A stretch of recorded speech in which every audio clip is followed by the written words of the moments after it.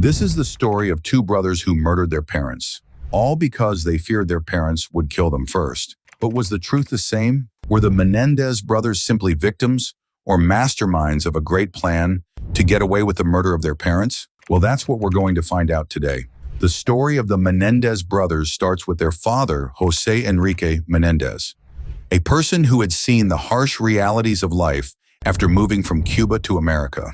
In the U.S., José lived in his cousin's attic. It was a challenging time, but he quickly adjusted. He was able to secure a scholarship and started going to Southern Illinois University. In 1962, he met Mary Louise Anderson, who went by the nickname Kitty. They fell in love and decided to elope. After a while, José and Kitty had their first child, who they named Lyle Menendez. Then a few years later, Erik was born. From an early age, the boys were expected to excel in academics and athletics. José and Kitty wanted them to be the best of the best. To the outside world, it looked like the Menendez brothers couldn't live a more happy, loving, and privileged life. But at the time, only they knew about the horrors they were facing inside their house walls. Their father was a very aggressive and ruthless person. He never hesitated when it came to hitting the boys. He only wanted them to succeed and bring more fame to their family. And during all this, their mother would turn a blind eye. She never told her husband to go on easy on the boys or remind him that they were only kids. It also became known later on that Kitty, who had given up her career to raise the boys, struggled with depression and was known to have issues with alcohol and prescription drugs. Whenever Erik or Lyle would get in trouble in school or university, their father would get mad. Not because of what they would do, but because they would get caught. José wanted his sons to be out of reach for everyone. He had already built up quite a reputation, and he was not going to let anyone ruin it. But the night of August 20th, 1989, changed everything. It was on this day that José and Kitty Menendez were brutally murdered in their Beverly Hills mansion. According to official reports, while they were sitting in the family room watching TV, Lyle and Erik entered the room with shotguns. José was shot in the back of the head by Lyle. The hole in his head was almost as huge as a closed fist. Kitty got a chance to run away because Erik had hesitated and she would have made it to safety, but Lyle knew he couldn't let his mother live. He went after and shot her multiple times, first in her knee and then her face. It is said that by the time police came to identify the body, they were both unrecognizable. The brothers decided to make the murders look like a mob hit.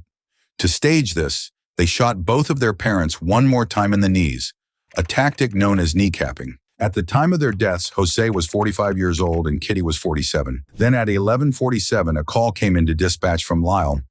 "What's the problem? Somebody killed my parents." "Pardon me?" "Somebody killed my parents." When the police arrived, the scene in front of them was a complete nightmare. The police even believed it to be a mob-related execution due to the brutal nature of the crime. Officers who were there reported that Lyle and Erik came out of the house screaming. They seemed genuinely traumatized. Erik collapsed onto the lawn, curling up in a ball. The police at the time had no reason to believe that the brother could have done this. After all, children didn't kill their own parents in the neighborhood they lived in. But in reality, the brothers had already disposed of the shotguns and bought tickets to an alibi movie. Even after the murders took place, the brothers acted in ways that raised everyone's suspicions. Both Lyle and Erik started to spend huge amounts of money on luxury items, travel, and investments. Lyle bought a Porsche, and Erik hired a tennis coach. Detectives began to catch on, realizing that Lyle and Erik had financial motive for the crime. Over time, the brothers seemed less and less engaged in the investigation. They never called to check if there were any updates or if detectives were closer to finding who killed their parents. Their behavior was odd and nothing you'd expect from sons who had just lost their parents so violently. With suspicions rising, detectives decided to take a closer look at the brothers. That's when they discovered that Lyle and Erik had purchased guns on August 18th, just 2 days before the murders, using a stolen ID. All they needed now was a confession, and it came from the most unexpected place. You see, after the murder, Erik continued his therapy sessions with Dr. Oziel, and one day he finally cracked. After a walk with Dr. Oziel, he leaned against a parking meter and casually confessed, saying, "We did it." Shocked, Dr. Oziel then took Erik back to his office to hear the full story. Erik explained everything. Dr. Oziel then asked Erik to call Lyle to join them. Lyle arrived, but at the time he didn't know that Erik had confessed everything and that Dr. Oziel had secretly recorded their session. Then after a falling out with the brothers, Dr. Oziel's mistress reported the confession to the police. The recordings were all the evidence the police needed. In March 1990, Lyle and Erik were arrested and charged with the murders of their parents. Everyone thought the truth was finally out, but they were so wrong. You see, during the trial, Lyle and Erik claimed they had killed their parents out of fear. They claimed that their father, José, had assaulted and molested them for years from a young age. But both of them were told to keep quiet about the whole thing. Erik testified that his mother was aware about everything but failed to protect him. They described all the years of abuse in court. It was very graphic and very shocking. And when these allegations came out, the media went wild. The whole world became divided in seconds. Some believed that the boys were telling the truth, while others just called them liars.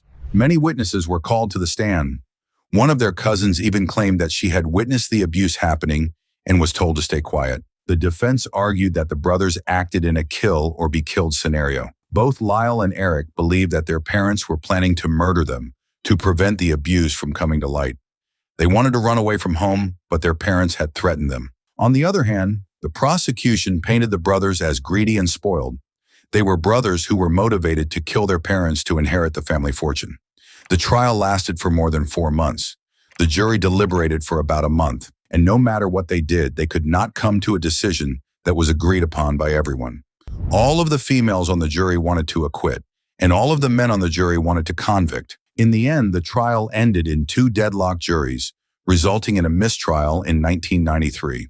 But the prosecution office was not ready to let this case go away so easily. In 1995, a retrial was held, but this time, the judge did not allow cameras in the courtroom. In the second trial, a lot of the evidence was also restricted. The brothers could no longer talk about the abuse they went through. And because of this, the prosecution was more successful in labeling the abuse allegations as false. This time, both brothers were found guilty of first-degree murder and conspiracy to commit murder. They were sentenced to life in prison without the possibility of parole. The Menendez brothers were held in separate prisons, even though they had filed a request for them to at least be put in the same prison so they could be together. But that was denied, which was pretty shocking. However, in 2018, after spending over 2 decades apart, they were reunited and transferred to the same facility at the Richard J. Donovan Correctional Facility in San Diego. Over the years, they've attempted to appeal the outcome many times. On February 27th, the California Court of Appeal upheld their convictions. Till now, all their appeals have been denied. To this day, people believe the brothers were wronged. The fight for their freedom still continues. That's all from our side today, guys. Be sure to hit that like button and subscribe for more stories like these.